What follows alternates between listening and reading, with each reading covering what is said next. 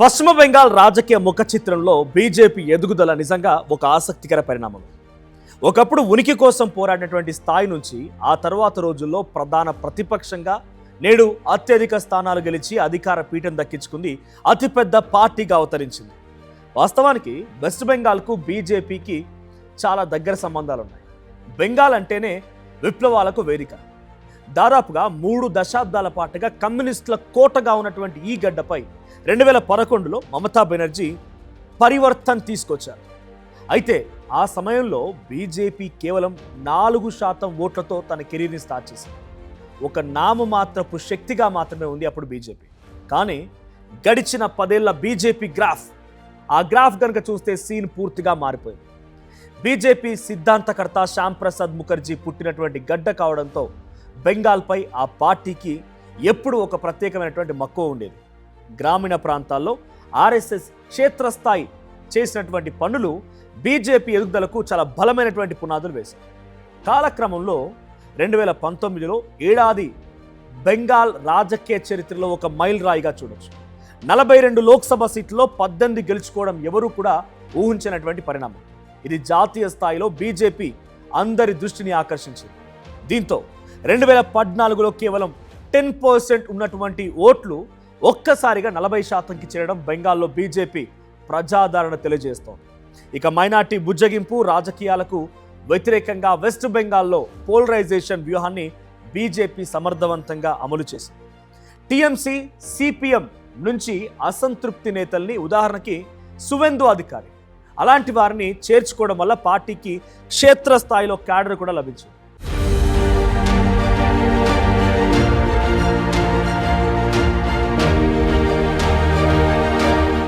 అలాగే ఉజ్వల్ యోజన, ఆవాస్ యోజన వంటి కేంద్ర పథకాలను ప్రజల్లోకి తీసుకెళ్లడంతో గ్రౌండ్ లెవెల్లో బీజేపీకి మంచి మైలేజ్ వచ్చింది.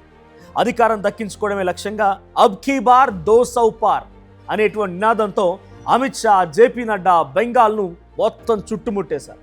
2016లో కేవలం 3 స్థానాలకే పరిమితమైన బీజేపీ ఆ తర్వాతి ఎన్నికల్లో 77 సీట్లకు ఎదగడం నిజంగా ఇదొక చారిత్రక విజయం.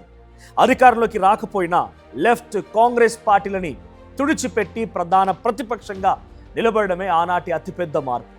ఇక తాజా విజయంతో బెంగాల్లో బీజేపీ ప్రయాణం ఇక ఆగదు.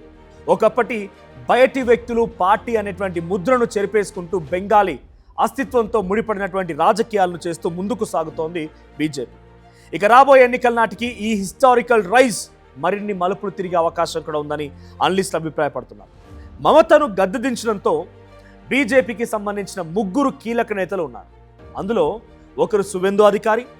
ఈ ఎన్నికలో బీజేపీకి ఆయనే అసలైనటువంటి ఫేస్గా నిలిచారు బెంగాల్లో. ఇక ముఖ్యంగా భవానీపూర్ నియోజకవర్గంలో మమతా బెనర్జీతో తలపడి గట్టి పోటీ ఇవ్వడమే కాకుండా రాష్ట్ర వ్యాప్తంగా పార్టీ క్యాడర్లు జోష్ కూడా నింపారు. టీఎంసీ వ్యూహాలను ఎదుర్కోవడానికి నందిగ్రామ్ ఉద్యమ కాలం నాటి నుంచి ఉన్నటువంటి అనుభవాన్ని ఆయన ఈ ఎన్నికల్లో సమర్థవంతంగా ఉపయోగించగలిగారు.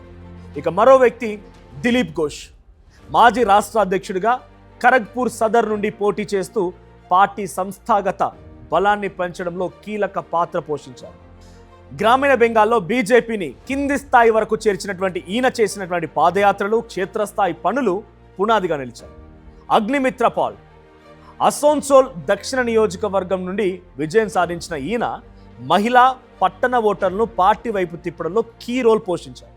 అయితే అన్నిటికంటే మించి మోదీ, అమిత్ షా ద్వయం మిషన్ 200 పేరిట వ్యూహాన్ని అమలుపరిచి సరిగ్గా ఎగ్జిబిట్ చేశారు బీజేపీ నాయకులు.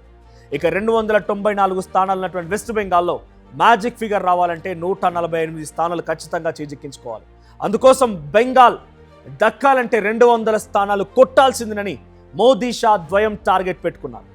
దీన్నే మిషన్ 200 అని పిలుస్తూ ఉన్నారు బీజేపీ నాయకులు.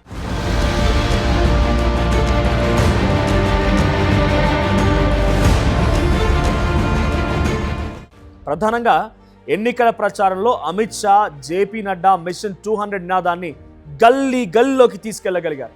ఇక పర్యటన సమయంలో వారు అబ్ కీ బార్ 200 పార్ అనేటువంటి నినాదంతో క్యాడర్లో ఉత్సాహాన్ని నింపారు. 2021లో మిషన్ 200 కోసం ప్రయత్నించి 77 సీట్ల వద్ద ఆగిపోయింది బీజేపీ.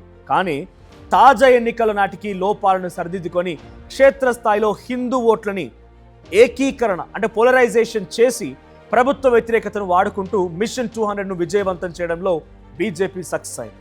ఇక వెస్ట్ బెంగాల్ ఫలితాలపై ఒక క్లారిటీ వచ్చేసినా కూడా బీజేపీ ముఖ్యమంత్రి అభ్యర్థి ఎవరనేది ఇప్పటికీ రివీల్ కాలేదు. దాదాపు సువేందు అధికారి అని ప్రచారం అయితే జోరుగా సాగుతోంది. ఈ ఎన్నికల్లో పార్టీ విజయానికి ఆయన ముఖ్య కారకుడిగా అంతా ఆయన్ని కొనియాడుతున్నారు. పార్టీని 200 సీట్ల మార్కు వైపు నడిపించిన తీరుతో ఆయన సీఎం పీఠానికి బలమైన అభ్యర్థిగా కనిపిస్తున్నారు. అయితే బీజేపీ సాంప్రదాయం ప్రకారం కేంద్ర నాయకత్వం అనూహ్యంగా మరొక పేరును కూడా తెరపైకి తెచ్చే అవకాశం ఉందని విశ్లేషకులు భావిస్తున్నారు. మొత్తానికి తాజా ఘన విజయంతో బెంగాల్ వేదికగా బీజేపీ చరిత్ర సృష్టించింది. ఇక దేశవ్యాప్తంగా ఉన్నటువంటి డబుల్ ఇంజన్ సర్కార్ లిస్టులో ఇప్పుడు వెస్ట్ బెంగాల్ కూడా చేరిపోయింది. సో దీనివల్ల కేంద్రం నుంచి ఈజీగా రాష్ట్రానికి అభివృద్ధి నిధులు విడుదలై పరోక్షంగా అభివృద్ధి బాటలు పడతాయని అనలిస్టులు చెప్తున్నారు. మరోవైపు అలా జరిగితే రాబోయే ఎన్నికల్లో కూడా బీజేపీ మరోసారి ప్రభంజనం సృష్టించడం ఖాయమన్నట్టు తెలుస్తోంది.